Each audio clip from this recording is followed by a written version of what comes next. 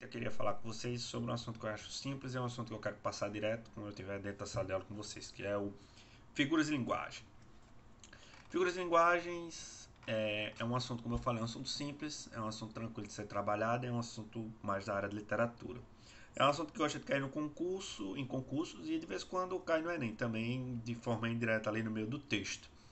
E como eu falei, é um assunto relativamente simples, apesar de ter muitas nuances e muitas coisas que podem complicar a sua vida, muitos nomes estranhos, mas o ideal aqui é que você centre nas principais figuras de linguagem, que são ali em torno de 7 ou 6. Eu vou dizendo aquelas que são mais importantes e aí vocês tentem dar uma decorada esses nomes, algum deles vocês já utilizam no dia a dia e já sabem.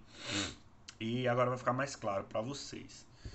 Então, eu acho que para a galera aí dos ciclos e do primeiro ano, esse vai ser o último assunto, né? Vocês vão votarem mesmo agora em outubro.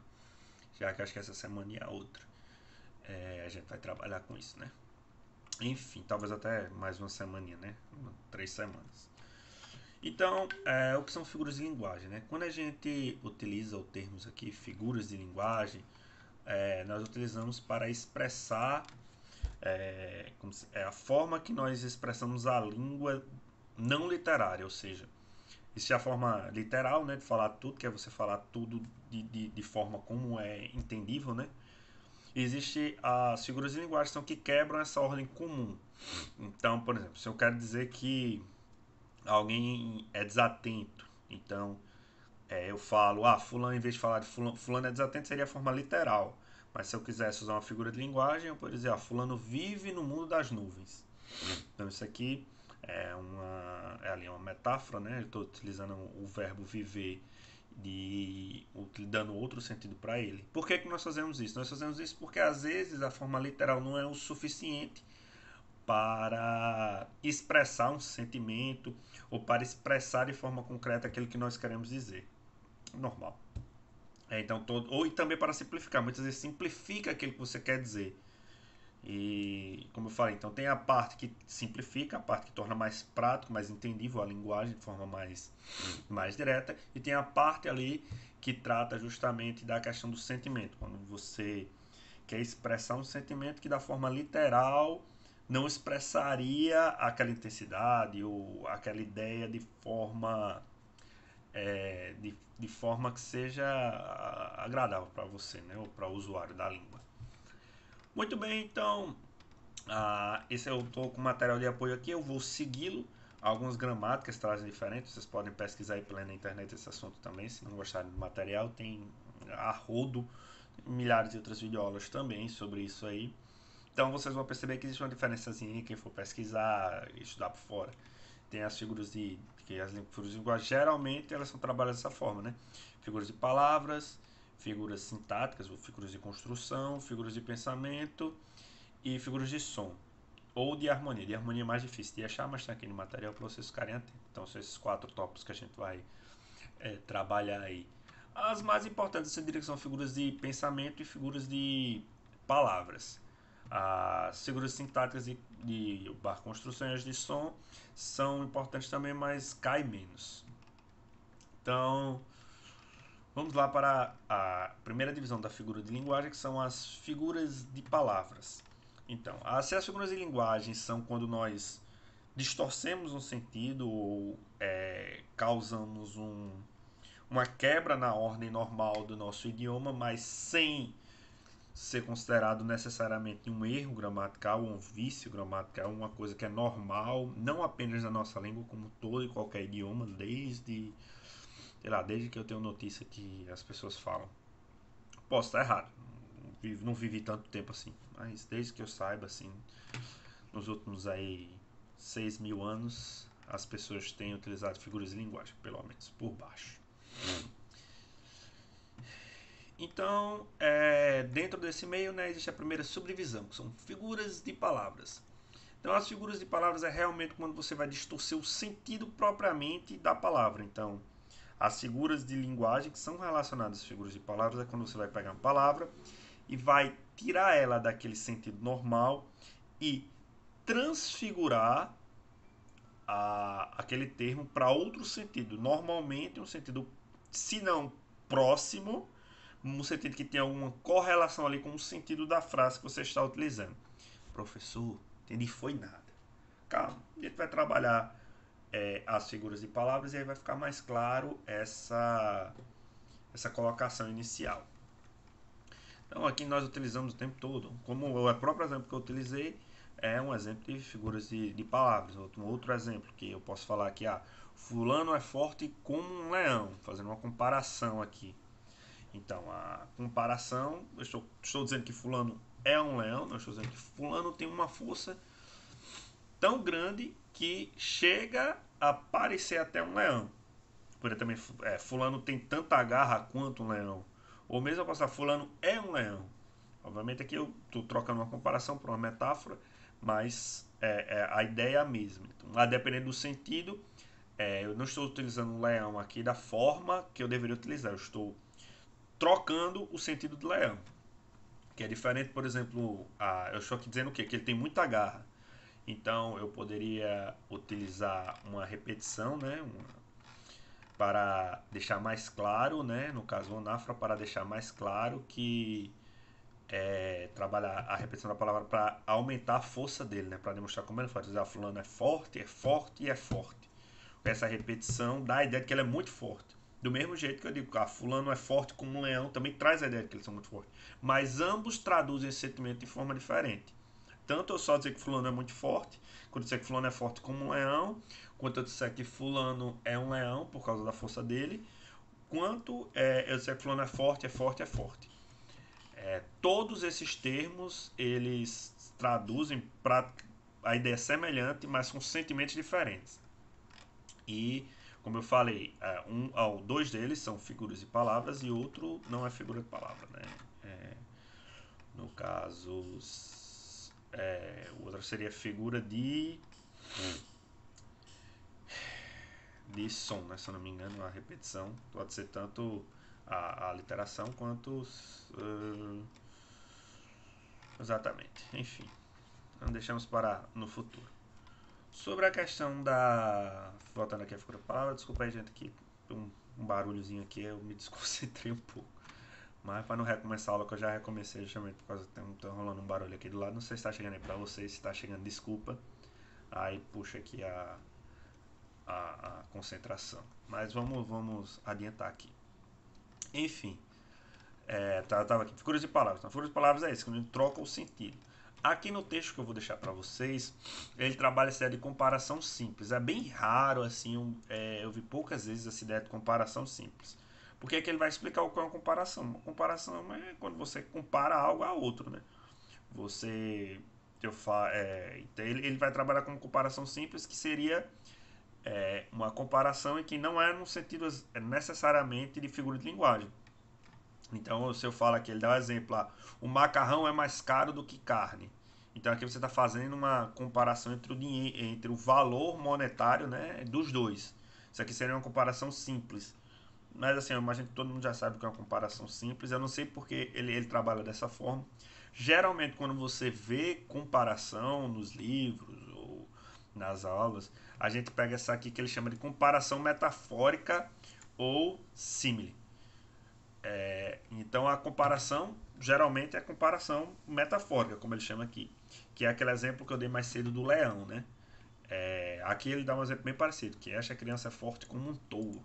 Então, aqui ele está fazendo a comparação da criança, né? A força da criança com um touro. Semelhante ao exemplo que eu usei no leão. Então, aqui a comparação que a gente chama de comparação metafórica, o símile é mais comum também você ouvir só o termo comparação. A figura de linguagem comparação. Símile aparece algumas vezes, mas é bem mais raro, então tenham em mente assim, a comparação. Entendam esse sentido. E aí a comparação vai ser justamente quando eu vou fazer essa associação de forma direta, né? Eu posso utilizar aqui como, não necessariamente utilizando só o conectivo, eu posso usar aqui, ele dá um exemplo aqui, a casa dela é escura como a noite, que ele usou como, mas num exemplo de baixo, que é o remédio que eu tomo é ruim feito diabo, aqui ele não utilizou como. Ele usou outras expressões, mas há algo na comparação que torna ela uma comparação direta, ou seja, os dois termos estão aqui, no caso o remédio e o diabo, né? Que ele tá usando uma comparação. No caso, é como se fosse feito pelo diabo, na verdade, seria isso a comparação, porque ele é ruim, ele é tão ruim que é como se fosse feito pelo diabo. São os dois termos que estão sendo comparativos, né? A forma que ele é feito, e aqui ele está sendo trabalhado de forma que está bem clara a comparação aqui. No caso, há termos que deixam claro que é uma comparação. A maioria das vezes vai ser como. Então aparece o como de forma direta ou semelhante. Ele chorou semelhante a uma criança. Ou então, ele chorou o que parecia uma criança. Quando é essa ideia de comparação direta mesmo, aí nós damos comparação. Por que eu estou deixando claro? Porque a metáfora ela é bem parecida com a comparação, com a diferença é que não vai ter esses conectivos. Aqui ela, inclusive, ele coloca aqui na comparação, ele vai dizer que existe um elemento A, a qualidade comum, um conectivo e um elemento B. E é mais ou menos assim que a comparação metafórica muitas vezes vai se formar. Enquanto na metáfora não há essa ligação direta. A metáfora já é mais de uma forma totalmente totalmente sem conexão. Então eu falo, na verdade é a conexão do verbo ser, geralmente, ou quando eu modifico um outro verbo para dar um outro significado ao verbo. Então eu falo aqui, ó, o tempo é uma cadeira ao sol. Quando eu uso isso aqui, eu estou dizendo, o tempo é isso. E tipo, o que eu quero dizer, na verdade, é uma comparação também. A metáfora não deixa de ser uma comparação. Então eu falo, ele está dizendo o quê? Que o tempo é como se fosse uma cadeira ao sol. Ele dá um exemplo aqui de Carlos de Andrade. Mas eu podia, por exemplo, aqui eu falei que a criança é forte como um touro, né? Eu poderia falar, a criança é um touro. Ou então, nesse caso, esta criança é um touro, para dizer que ela é muito forte também. Tem o mesmo significado, a mesma ideia, a mesma conotação, sendo que uma é comparação, porque tem o termo como, e a outra não, porque é uma metáfora. No caso aqui é uma comparação metafórica, como eles chamam, mas normalmente é vista só como uma comparação mesmo. Então, cuidado com essas similaridades. Essas são questões que é comum ser cobrada. A diferença entre comparação e metáfora. A metáfora é direta. E também existem expressões que são metafóricas do nosso dia a dia. Ele coloca aqui, ó, cheque borracha, manga espada, que são termos também que até aparecem em catecrese, que a gente vai ver mais para frente, mas não são também formas de metáfora. Então, a gente tem isso no nosso dia a dia constantemente, né? Ele dá aqui até o exemplo aqui para você abrir lá o número de peixes que existem que são metafóricos, né? Peixe espada, então o peixe que parece uma espada, então o peixe que tem o bico? Não, o peixe não tem bico, é boca, acho que é, né? Boca. Tem a boca como espada, o nariz. Não sei se o peixe tem bico. Vocês me dizem.